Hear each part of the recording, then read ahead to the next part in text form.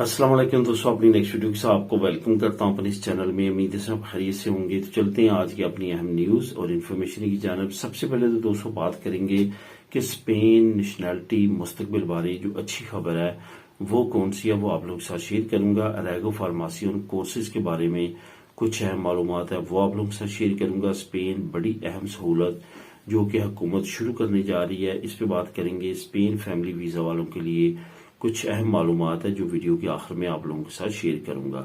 तो यहाँ पे आपको ये बताता चलूं कि जो आप लोगों के साथ मैं लिंक आज इस वीडियो में शेयर कर रहा हूँ, नीचे आपको डिस्क्रिप्शन में जो लिंक मिलेंगे वो मिलेंगे स्पेन नेशनैलिटी मुस्तकबिल के बारे में जो अच्छी खबर है इसका लिंक, अरेगो फार्मेसी कोर्सेज के बारे में लिंक, स्पेन बड़ी अहम सहूलत जो कि फ्री आपको दी जाएगी इसका लिंक। ये तीनों लिंक आपको नीचे बिलतरतीब मिल जाएंगे, आप खुद भी इनको क्लिक करके रीड कर सकेंगे।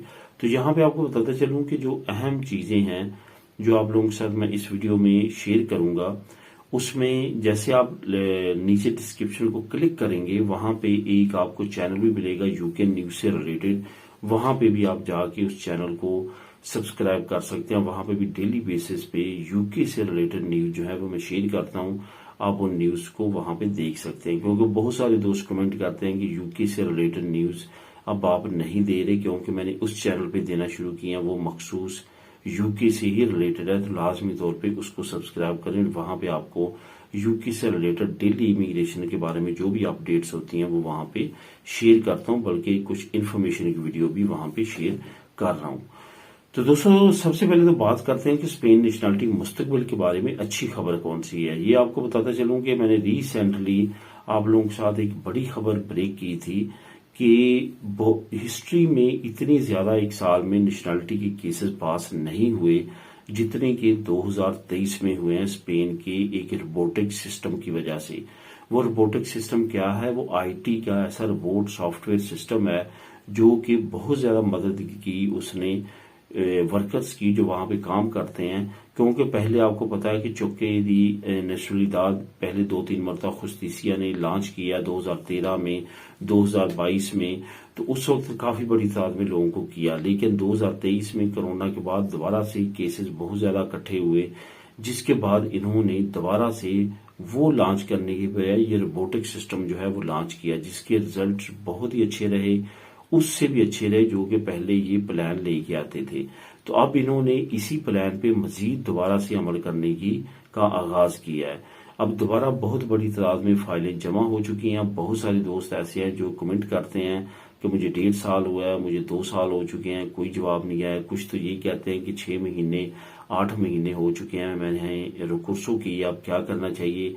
दोस्तों मैंने कई मरतबा इस पे भी बात की है और आप लोगों को बारहा कहा है कि जब आप रिकुर्सो करते हैं तो उस वक्त खास तौर पे आपने एहतियात करनी है, ख्याल करना है, बंदा वो चूज करना है जिसके जरिए रिकुर्सो कर रहे हैं, वो लायर चूज करना है जिसका पहले की एक्सपीरियंस हो महीने 2 महीने हद 3 महीने में लोगों की रिकुर्सो पास करवाने का।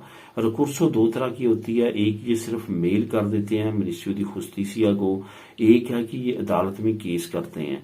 ये पैसे आपके अदालत में केस करने वाले ही आपसे ले लेते हैं, लेकिन आपको एक प्रिंट निकाल के दे देते हैं जो इन्होंने मेल की होती है, और वो आपको ऐसे लगता है कि ये अदालत में कर दिया, अपनी स्टैम्प वगैरह लगा के कि ये देखें जी मैंने कर दिया। असल में ऐसा कुछ नहीं होता।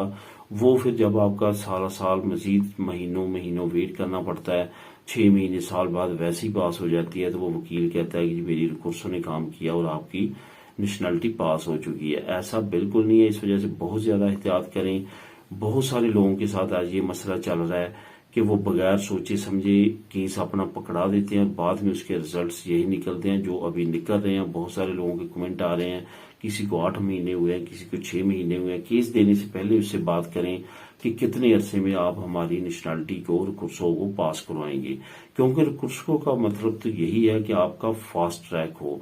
ये रिकुर्सो का मतलब नहीं है कि आप फिर दोबारा से नए सिरे से वेट लिस्ट पे चले जाओ, 6 महीने 8 महीने 1 साल दोबारा रिकुर्सो के बाद भी लग जाए, तो इट्स मीन कि वो रिकुर्सो हुई ही नहीं है। इस वजह से इसके बारे में भी एहतियात करें। तो दोस्तों जो अच्छी खबर के बारे में मैं आपको बता रहा था कि बहुत ज्यादा जरूरी ये है कि आप अपनी फाइलों को जो है वो मुकम्मल करके उसमें कोई भी फाल्टा ना हो सबमिट करवाएं। अगर तो ऐसी फाइल होती है जिसपे कोई केस नहीं होता, कोई इसमें मसले मसाइल नहीं होते, सारे डॉक्यूमेंट करेक्ट होते हैं, नाम, स्पेलिंग, आपका police cadre certificate, everything is okay और तमाम अप टू डेट होते हैं, तो ये यकीन करें कि यहाँ पे लोगों के 3 महीने के 4 महीनों के अंदर अंदर नेशनलिटीज पास हुई हैं। मेरी खुद 3.5 महीने में नेशनलिटी पास हुई थी। तो इस वजह से आप तमाम चीज़ों को अगर थ्रू प्रॉपर चैनल लेके चलेंगे तो वो सारी चीज़ें आपकी करेक्ट। अब एक बंदे पे केस है और उसकी नेशनलिटी नहीं पास हो रही और वो ये सोच रहा है कि वो सिस्टम ही इतनी देर लगा रहा है, ऐसा नहीं है। आप पे जो केस है वो आप जब तक क्लियर नहीं करवाएंगे उस वक्त तक आपका मसला हल नहीं होगा। बल्कि यहाँ पे अगर आपका केस क्लियर भी है, उसके डॉक्यूमेंट संभाल के रखें। खुस्तीसिया उसके बारे में पूछ लेती है, फौरन आप अपने लॉयर के जरिए या अपने जो है वो डिजिटल सर्टिफिकेट के जरिए मजिस्ट्रेट खुस्तीसिया को अपलोड कर सकते हैं, भेज सकते हैं, जिससे आपका मसला हल हो सकता है और नेशनलिटी पास हो सकती है।